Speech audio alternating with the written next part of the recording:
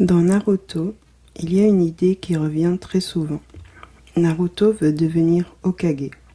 Et pendant longtemps, on peut croire que c'est une ambition classique. Devenir le plus fort, devenir le chef, devenir celui qu'on respecte. Mais plus on avance dans l'histoire, plus on comprend que ce n'est pas vraiment ça. Naruto ne cherche pas le pouvoir, il cherche la reconnaissance. Et surtout, il confond, comme beaucoup d'entre nous, reconnaissance et amour. Quand un enfant grandit sans être vu, sans être choisi, sans être reconnu, il développe une question silencieuse. Qu'est-ce que je dois faire pour compter ? Naruto n'a pas reçu de reconnaissance de base, pas celle qui rassure, pas celle qui dit « tu as ta place ». Alors la reconnaissance devient un objectif, quelque chose à obtenir, à mériter. Et c'est là que le glissement se fait. On ne cherche plus à être soi, on cherche à être validé. Quand Naruto dit qu'il veut devenir Hokage, il ne dit pas « je veux diriger », il dit « je veux que vous me regardiez autrement ». Hokage pour lui, ce n'est pas une fonction, c'est une réparation symbolique.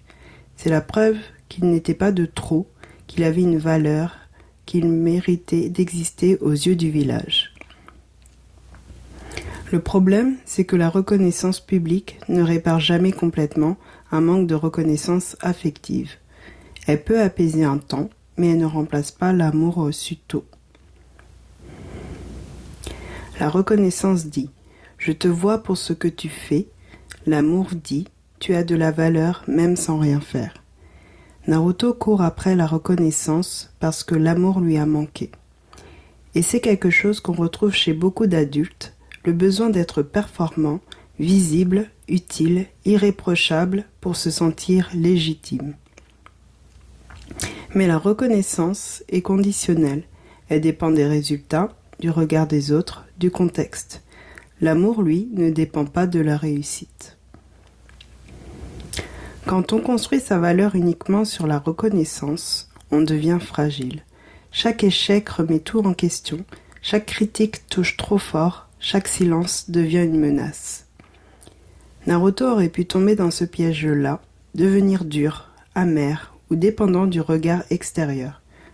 Ce qui le sauve, ce sont les liens réels qu'il construit en chemin, pas les titres, pas les applaudissements.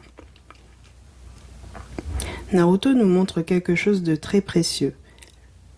La reconnaissance peut ouvrir des portes, mais ce sont les liens sincères qui réparent vraiment. On peut être reconnu et se sentir seul, et on peut être aimé sans être au centre de la scène. Peut-être que grandir, ce n'est pas être enfin reconnu par tout le monde, mais apprendre à ne plus confondre visibilité et valeur. Je te laisse avec ça, respire et à bientôt.